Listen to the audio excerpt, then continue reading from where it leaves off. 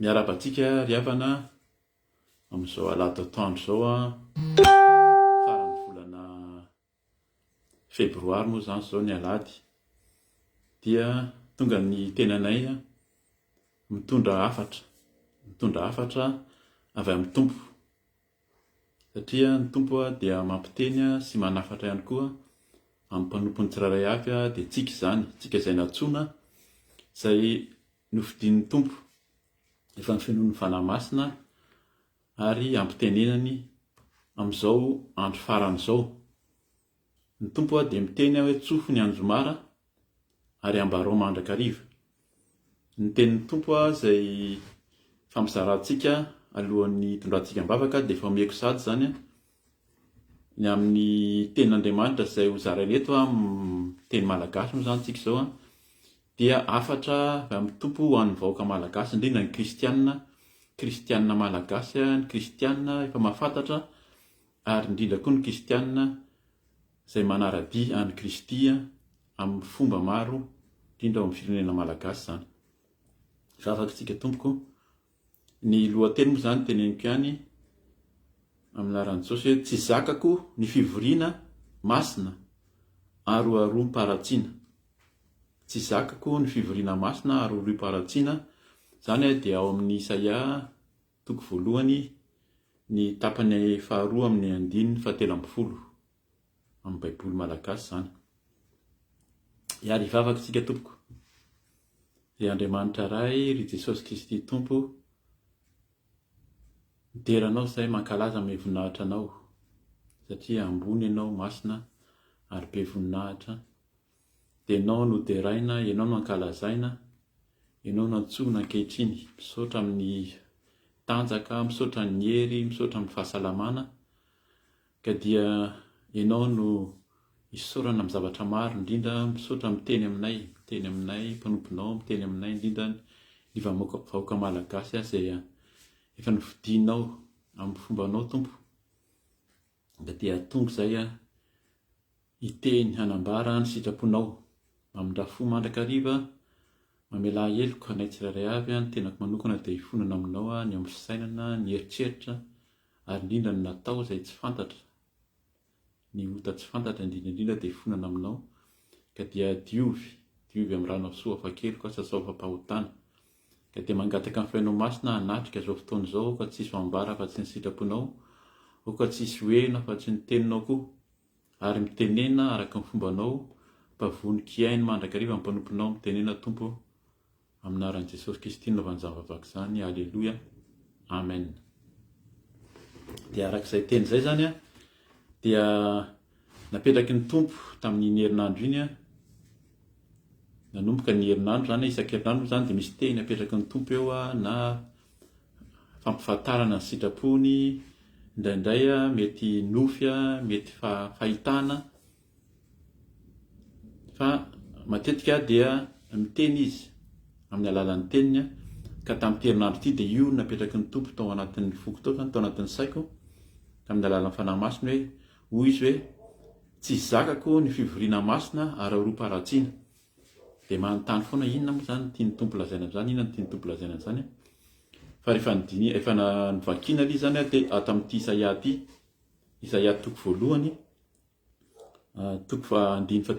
tapany faharoa, ary fantatsika malagasy zany zany tenin'Andriamanitra zany. Ho vakiana manontolo mihitsy ilay Isaia satria amin'ity hafatra ity zany, sady hafatra koa ity zany araka ilay teny teo, hafatra ho an'ny malagasy, ho an'ny vahoaka malagasy, indrindra ny kristianina malagasy, dia ho vakiana manontolo izy. Ny vakiny ato izy dia fahitana. Isaia no nahita an'ilay fahitana zany momba ny zanak'Israely. Fa ilay zanak'Israely lazainy eto dia ilay tena firenena malagasy mihitsy, na azo lazaina mihitsy koa hoe ilay kristianina malagasy, na tononona mihitsy hoe ilay fiangonana fiaraha-mivavaka malagasy maro dia ao anatin'izay mihitsy hoe fivoriana masina, heverina fa ho masina nefa aroaroa mparatsiana. Dikan'izay zany ilay fivoriana na dia atao hoe masina ary dia miaroaro faratsiana, dia tsy zakan'Andriamanitra zany, tsy zakany zany dia hoenitsika eto ny tenin'Andriamanitra hatrany amin'ny voalohany sainy vakiana zany mety isy ny fanazavana fohy amin'ny andiny sasany fa mety tsisy fanazavana fa raha tena mihaino tsara an'le toko voalohany manontolo dia tsapanao mihitsy, tsapantsika tsiraray avy za dia natsapa mihitsy hoe le firenena malagasy zany lazainy zany le fiaraha-mivavaka malagasy zany ny kristiana malagasy no teneniny eto amin'ity Isaia toko voalohany ity. Vakiko aminaran'i Jesosy. Ny fahitany Isaia zanaky Amoza izay hitany ny amin'ny Joda sy Jerosalema tamin'ny andron'ny Ozia sy Jotama sy Ahaza ary Ezekia izay samy mpanjakany Joda. Amin'ny soramandry manomboka amin'izay zany hoe ilay firenena mikomy. Zany ny lohateny apetrany eto a. Mandrenesa ary lanitra ary miano ry tany fa Andriamanitra no miteny hoe efa nitaiza sy nahalehibe zaza aho, kanjo niodina tampoka ireo. Ny omby mahalala ny tompony ary ny boriky ny finanam-bily ny tompony. Fa ny Israely tsy mahalala, ny oloko tsy misaina. Indrisy firenena mpanota, olona mavesa-keloka, taranaka mpanao ratsy, zanaka mpanao meloka.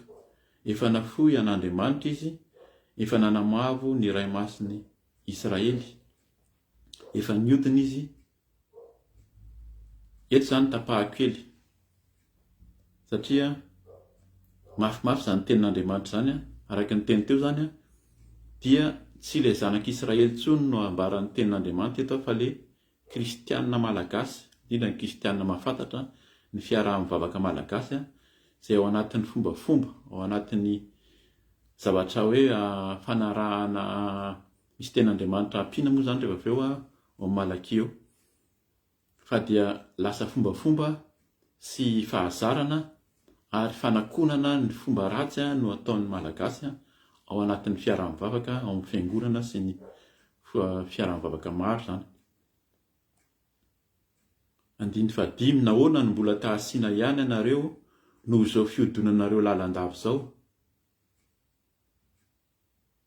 Endrika aretina avokoa ny loha rehetra ary marary ny fo rehetra, hatramin'ny faladihy ka hatramin'ny loha dia tsy misy izay tsy marary, fa ratra sy dia kapoka ary fery vao, tsy mbola voaporotra na voafehy na voalemy diloilo. Zany dia miteny eto zany araka ny teny teo firenena malagasy raha mandinika tsika dia tena feno aretina, betsaka ny aretina, ny loza voajanahary, ny fahantrana sy ny aretin'ny olona tsiraray avy noho ny fahantrana noho ny tsy fahatokinan'Andriamanitra, ary koa ny aretina noho ny tena atao mihitsy hoe nisy ten'Andriamanitra teto hoe tena hoe famazinan-tsaina ozy izy, tena falotona. Misy olona tena manao tsinontsinona fa ny potsampy, ny fijangajangana, ny tsy fandehanana amin'ny tsy fahamarinana mbola ho teneniny moa zany rehefa faraparana eo mahagaga fa voateny eto daholo izy. Fa zany mihitsy ny zavatra iainantsika ary hitaraina ny olona maro eo amin'ny fampitana vaovao isan-karazany zany dia samy taraina ny olona nefa mahafantatra mihitsy ny olona tsiraray fa iainan'ny olona zany ary atao fanakonana fotsiny ny fiaraha-mivavaka matetika. Andiny fafito, ny taninareo dia efa alao, ny tanànanareo dia voadotra tamin'ny afo, ny tany volenareo dia lanin'ny fahavalo eo amasonareo, ary lao izy toy ny efa noravan'ny fahavalo. Ary ziona zanakavavy dia nilaozana tahaka ny trano rantsan-kazo ao anaty tanim-boloboka sy tahaka ny fandriana miantona amin'ny mpiandry voly ao anatin'ny tanimbolom-boatango, dia tahaka ny tanàna atao fahirana. Raha tsy niosisahan'Andriamanitra tompony maro, olona vitsivitsy isika, dia efa tonga tahaka ny Sodoma ary nitovy tahaka ny Gomora. Eto zany dia arak'izay teny zay misy vitsivitsy. Zay fisaorana ny tompo zany misy kristianina vitsivitsy samy joro manambara ny fahamasinana, manambara ny fahamarinana izay tokony araka ny sitrapon'Andriamanitra. Fa nisy rahalahy dia niteny mihitsy hoe malagasy hatramin'izao izy dia efa fiteny ary fantatry ny olona maro mihitsy. mivavaka alahady ozy izy fa mpangalatra koa rehefa latsinainy. Tsy izay fotsiny ary, tsy mivavaka alahady sy mpangalatra koa latsinainy fa mbola ny alahady iny ihany dia mangalatra. Mangalatra ao amin'ny fivavahanao, mangalatra ao am-piangonanao, ny amin'ny rakitra, ny amin'ny fahafolo-karena,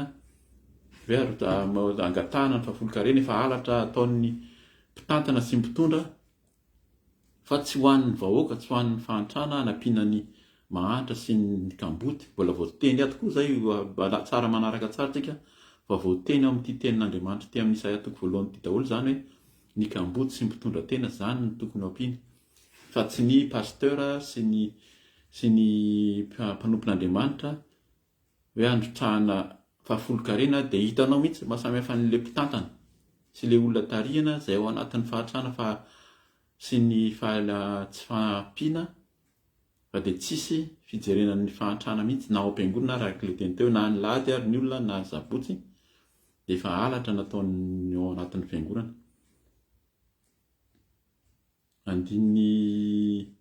Zay le hoe misoa fa ozy hoe raha tsy nosisahan'Andriamanitra tompo maro olona vitsivitsy isika, misy olona vitsivitsy mijoro takan'izao atao zao zany dia rehefa miteny ny tompo hoe ambarao dia mijoro manambara fa tokony hiverina amin'Andriamanitra, tsy hatehatra amin'ny olona, tsy hatehatra amin'ny mpanompon'Andriamanitra, fa ny tsirairay avy ampianariny tenin'Andriamanitra zany hoe ka tsao ny fanjakany sy ny fahamarinany dia hanampy anareo ny zavatra rehetra. Ary midira ianao izy ao Matteo toko 1 nahitana an'izany, midira ianao amin'ny efitranonao mangingina fa ny rainao mangingina hamaly anao. Raha tena mitady anazy marina ianao dia ho hitanao ny voninahiny, fa tsy tahaka ny olona rehetra ianao. Zay zany no amin'ny andininy 10 mba ho isan'le olona vitsy. Zay tena tiany tompo atao, mba isan'ny olona vitsy anambara sy hitsoka ny anjomara, hitahiry ny solika, hampitahiry ny solika ny olona. Zay tena antony ity mba handroso amin'ny fahamasinana sy handeha amin'ny fahamarinana ny olona, ny tena antony zao hoe fiantsoana ny olona hitodika amin'Andriamanitra zao. 10 mandrenesa ny tenin'Andriamanitra ry mpitsara ny Sodoma, mianoho ny lalàn'Andriamanitsika ry vahoakan'ny Gomora. Ataoko inona ny zavatra betsaka vononareo ho fanatitra? Efa fofona, efa tofoka ny ondro lahy atao fanatitra dorana sy ny saborana zanak'omby mifahy aho, ary tsy sitrako ny rahan'ny vatorombylahy sy ny zanak'ondry ary ny an'osy lahy. Raha avy miseho anatrehako ianareo, iza moa no nitady anareo hanitsakitsaka ny kianjako, aza mitondra fanatopona intsony, fofona favetavetana amiko izany voaloham-bolana sy ny sabata ary ny fiantsom-piangonana tsy zakako, ny fivoriana masina ary aroa-paharatsiana. Ajanontsika kely eo zany hitozy antsika any avy eo fa tena zay mihitsy ny tenin'Andriamanitra zany na ny hiditra ao am-piangonana ary misy tena fahazarana ao vao miala ao am-piangonana ao le olona dia ny fomba fitafy tsy araka ny sitrapon'Andriamanitra ary fiteny ny fanao, fa ny miditra ao dia amboamboarina ny fihetsika, fa tsy sitraka Andriamanitra mihitsy. Ino misy teo eto amin'ity le 12 ty hoe raha avy miseho anatrehako ianareo, iza moa no nitady anareo hanitsakitsaka ny kianjako. Zany hoe tsy tian'Andriamanitra koa ianao zany hanantona rehefa tena miteny io Andriamanitra io amin'ny fahasiahany. Misy manko ny hira, misy ny olona miteny hoe Andriamanitra tsy vasiky izany fa Andriamanitra fitiavana, fa zany dia amin'ny fahasiahana mihitsy ny Andriamanitra miteny eto hoe tena tsy tiako akory ianao hiditra amin'ny kianjako, ao amin'ny tempolo, ao anatin'ny fiaraha-mivavaka akory, satria na ny fanatitra na ny fiazakazahana amin'ny fanompona ary tsy sitraka Misy ny akabeazan'ny olona zany dia miafina ao anatin'ny fanompona ao anatin'ny atokopira, ao anatin'ny dekona, ao anatin'ny mpanompon'Andriamanitra mpitantana, zany ny anakonana ny faharatsiana, fa tena tsy sitrak'Andriamanitra na niditra ao am-piangonana satria olona maloto. Zay mahatonga anazy eto hoe tsy zakako, ny fivoriana masina ary aroa-paharatsiana. Ny olona tsirairay zany dia efa faharatsiana, ny fivoriana masina koa ny fanaon'ny olona dia efa faharatsiana, ny fanampo-tsampy mitambatra, ny halatra, ny kolokolo teneniny eto daholo zany ao anatin'ny faharatsiana daholo zany tsy zakan'Andriamanitra zany. Dia toy izany amin'ny 14 hoe ny voaloham-bolanareo sy ny fotoam-pivavahanareo dia alan'ny fanahiko. Mitovy amin'ilay teo mihitsy zany hoe tena ianao zany dia misy olona hoe anao voaloham-bola, anao fanatitra ny fahafolon-karena voaloham-bola zany. Ny fotoam-pivavahana, anao fotoam-pivavahana isaky ny alahady, isaky ny sabotsy na zoma. Ay tena alan'ny fanahiko ozy Andriamanitra. Mavesatra amiko zany. Tena mafimafy zany ten'Andriamanitra zany araka ny teny teo hoe ilay ten'Andriamanitra tsy novidiana hoe andasy ho teneniko ity, fa ny ten'Andriamanitra dia napetra ny tao an-tsaina tao. Ilo hoe tsy zakako ny fivoriana masina ary olom-paratsiana io napetra ny tao an-tsaiko nandritry ny 3-4 andro nandritry ny herinandro voalohany iny. Dia ozy ny tompo hoe ambarao io, lazao amin'ny olona mivantana fa efa ho avy, efa akaiky ny tompo. Fantatsika mihitsy ny fahoriana sy ny fahasahiranana Madagasikara, zany ny misany antony zany. Misy antony ao, indrindra ho antsika kristianina. Verenako izy teo, tsy zakako ny fivoriana masina ary olom-paratsiana, ny voaloham-bolanareo sy ny fotoam-pivavahanareo dia alan'ny fanahiko, mavesatra amiko zany, ka sasatra mitondra azy aho. Raha mananty tanana ianareo dia hitampi-maso tsy hijery anareo aho. Tena efa tsy mihaino mihitsy zany Andriamanitra raha ny tena izy. Tena mampatahotra sy mampalahelo tsika kristianina, tsika malagasy. Raha hitenenan'Andriamanitra n'izany tsika zany amin'izao fotoana izao dia tena mieritreritra mihitsy mampalahelo hoe inona zany no atao. Enina dia manao vavaka be aza ianareo dia tsy hiainao amin'ny 5:12 any zany. Feno ran'olona tananareo. Ny tsiraray avy zany dia samy mandinika hoe ahoana inona nataoko tamin'ny fiainako amin'ny fanarahana an'Andriamanitra amin'ny fiainako rehetra. Fa misy tena misy tenenina eto mihitsy tena feno ran'olona ny tananareo. Misasay ianareo, diovy ny tenanareo. Esory tsy eo anoloan'ny masoko ny ratsy fanaonareo. Mitsara fa aza manao ratsy. Zany no afatr'Andriamanitra. Misasay ianareo, ny dikan'izany mila miala amin'ny fahotana, mila manala izay tsy an'Andriamanitra rehetra amin'ny fomba sy ny fietsika fanao rehetra tsy araka ny sitrapon'Andriamanitra. Diovy ny tenanareo, mila manadio tena, mila miova mihitsy zany. Esory tsy eo anoloan'ny masoko ny ratsy fanaonareo. Misy ratsy fanao zany dia tena hita miharihary. Fantatsika zany mita miharihary, ny olona rehetra samy mahita, Andriamanitra koa mahita. Mitsara fa aza manao ratsy, mianara hanao ny tsara, dinio izay rariny, anaro ny mpampahory. Zay ny antony ity zany hoe mila miteny. Le miteny eto le ten'Andriamanitra eto.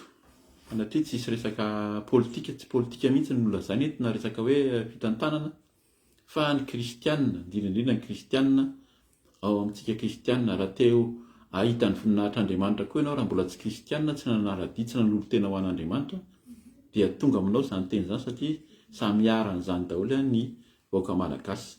Indrindra ny kristianina moa zany araka ilay teny teo averina ihany. Teneniny eo amin'ny 7:12 mianara hanao ny tsara, dinio izay rariny, anaro ny mpampahory. Inona no anarana ny mpampahory? Omeo rariny ny kamboty. Zay ilay teny teo. Tsarao ny adiny mpitondra tena. Mila mitodika amin'izay zany, zany no nasain'Andriamanitra tao dia ny mikarakara ny kamboty sy mpitondra tena, ny olona mahantra zany sahirana.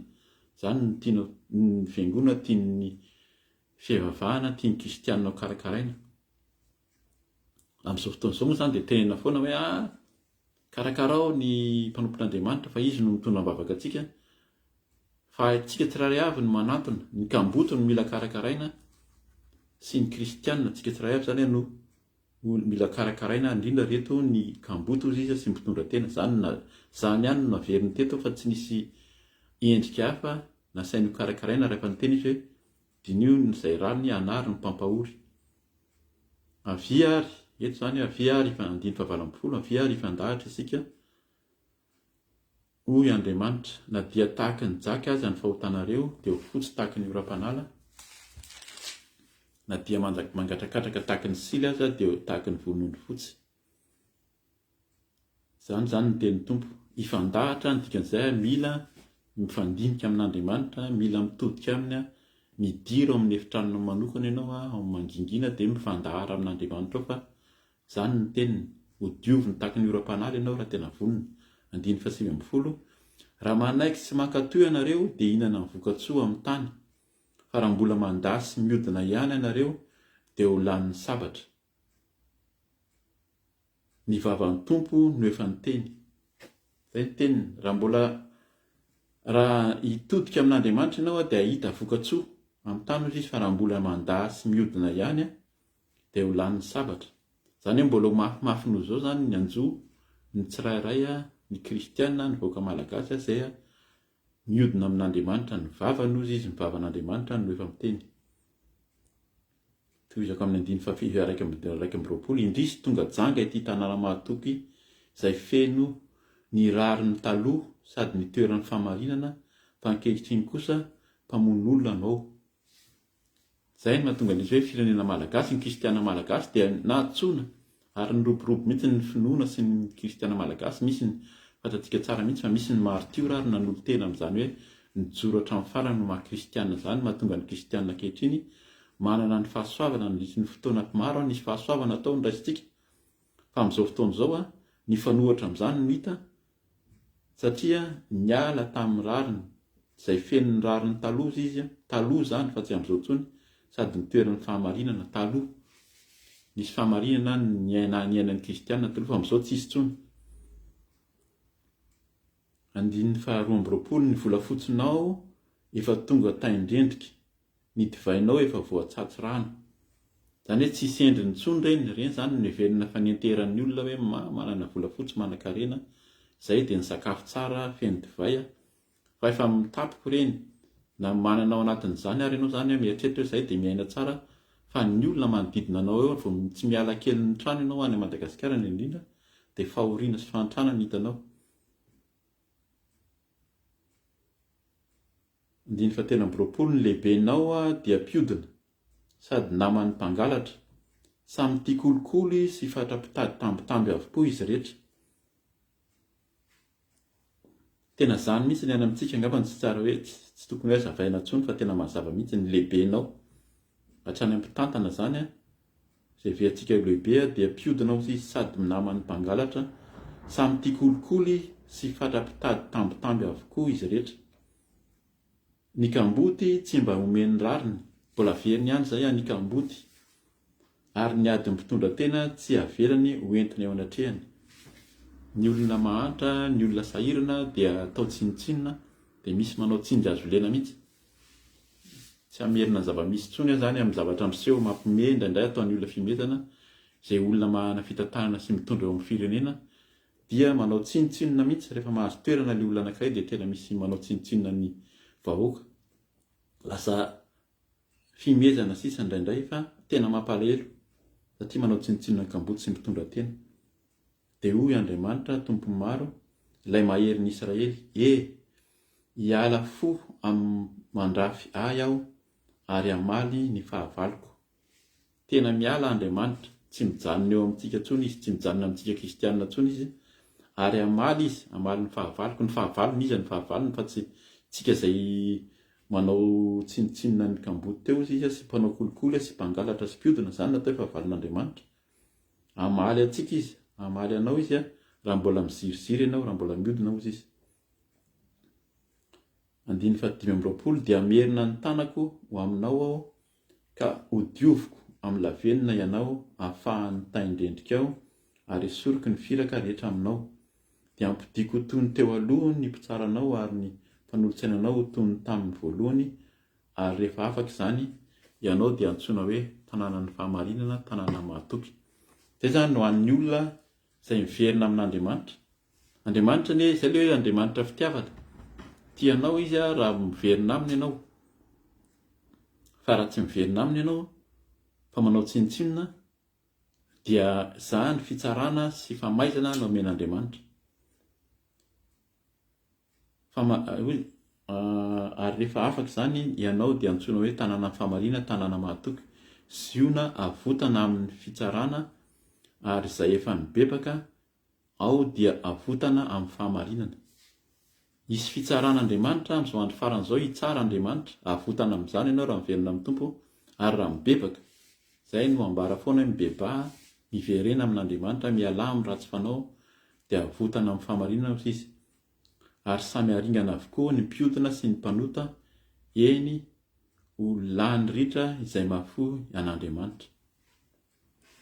Raha mbola miziriziry ianao miala amin'Andriamanitra, tsy mba fantatra, mieritreritra ianao hoe tsisy zany Andriamanitra zany manao izay tianao atao ho lany ringana.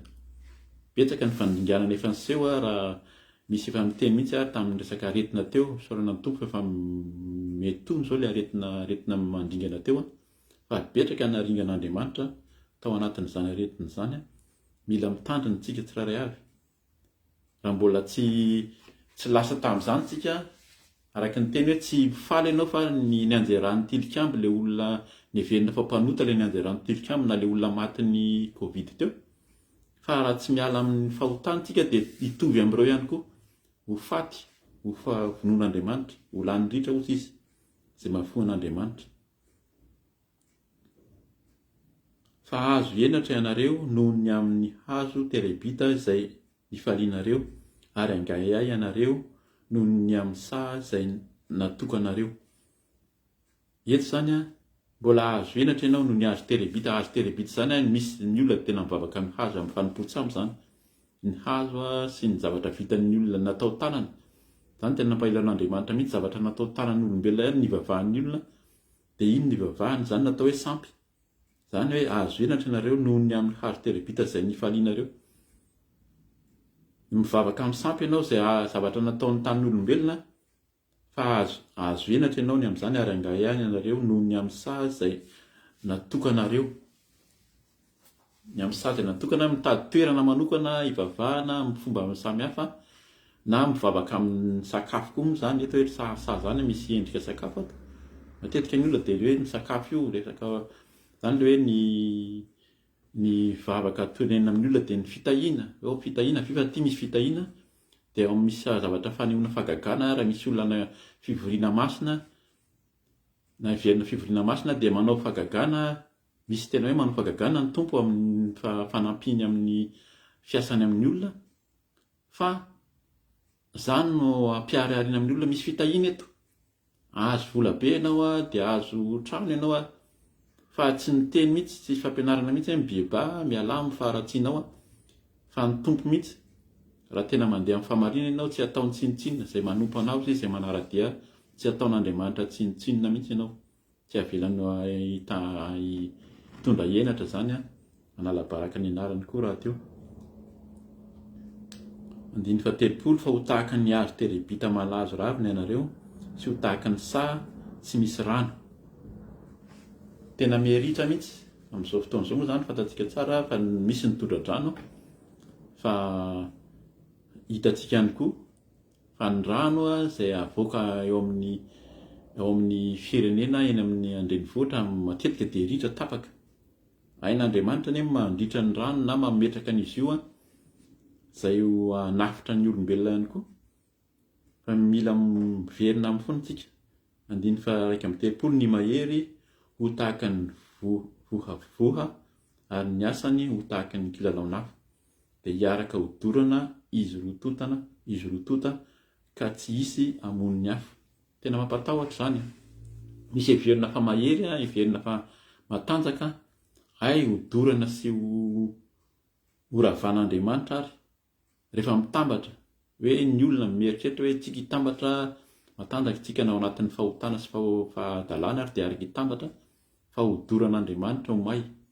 Izay mahatonga ny ten'Andriamanitra hoe miverena. Ary afatra antsika malagasy ty araka ny teny teo fa ho mafimafy ny anjo ny firenena na ny kristianina malagasy ny tsirairay avokoa, indrindra izy ambatan'olona, raha mbola hoe miala sy tsy manara-dia an'Andriamanitra. Ny ten'Andriamanitra alohan'ny hamaranantsika azy ao Malakia izay fa fantatsika foana, ny Malakia 1:9, ny zanaka manaja ny rainy ary ny mpanompo ny tompony, koa raha ray aho aiza ary izay ajako, ary raha tompo aho aiza izay tahotra ahy. Izay le ajan'Andriamanitra izay zany sy mahatompo azy. Mila ajaintsika Andriamanitra, fa raha tsy zany ohatran'ny hoe atao tsinitsinina ny vavaka ataontsika namiditra ao amin'ny kianja ary izy tena hoe inona ny andehananao eto, tsinitsinina hoe maloto ianao, fa mila manaja amin'ny endrika, amin'ny fitafy, amin'ny fanao, amin'ny fomba rehetra dia mila manaja an'Andriamanitra ary mila manompo azy. Matompo azy ary tena manaja ianao, manaja koa. Mitompo izany dia hajaina manaraka ny teniny. Tena fitiavana an'Andriamanitra hoy sisa araka ny teniny any any amin'ny Jaona any dia ny mankatoy ny didiny. Izany natao hoe tia an'Andriamanitra mankatoy ny didiny, fa raha tsy mankatoy ny didin'Andriamanitra ianao na miteny ary ianao hoe tia an'Andriamanitra manompo azy dia tsy tia azy ianao satria mandany didin'Andriamanitra. Ka dia mahay reza tompoko, izay ny afatra mety hoe fohy sa lava avy amin'ny tompo tiany ampitaina androany. Ka dia ny tompo hiasa amintsika tsiraray avy ary hanafaka antsika amin'ny fahotana, amin'ny tsy fahalalana, amin'ny tsy fahamasina sy ny tsy fahamarinana, ka hanolo tena hitodika amin'Andriamanitra marina, ahafantatra azy, voninahitra ho an'Andriamanitra irery ihany ary hivavaka antsika. Dia Andriamanitra tompo, sotranao izahay satria miteny aminay ianao, mampatahotra ny teninao, nefa tianao ambara sy ampifantarina anay izany, izay kristianina vahoaka malagasy ny tianao ambara voalohany. Ka raha tonga aminay izany dia efa mifoana aminao izahay, mifoana ho amin'ny firenena malagasy, mifoana ho amin'ny vahoaka, ho amin'ny kristianina. Ianao hamindra fo mba hitodika aminao izahay tompo, hiverina aminao satria tsisy afa-tsy ao aminao irery ihany misy ny famonjena sy ny fanafotana. Ka dia esoriny ny fahotana rehetra, ny fahazarana sy ny fombafomba rehetra, fa mba hitady anao izahay amin'ny fonay, amin'ny fanahinay rehetra, amin'ny sainay, amin'ny herinay rehetra tompo. Ka dia misaotra indrindra, misaotra miteny aminay mandrakariva, ianao no hampiroborobo sy handamina izany teny izany ho tonga ao amin'ny olona tsiraray avy. Ka dia amin'ny anaranao Jesosy Kristy naovanay izany vavaka izany, misaotra tompo. Alleluia, alleluia, amen. Veloma tompoko.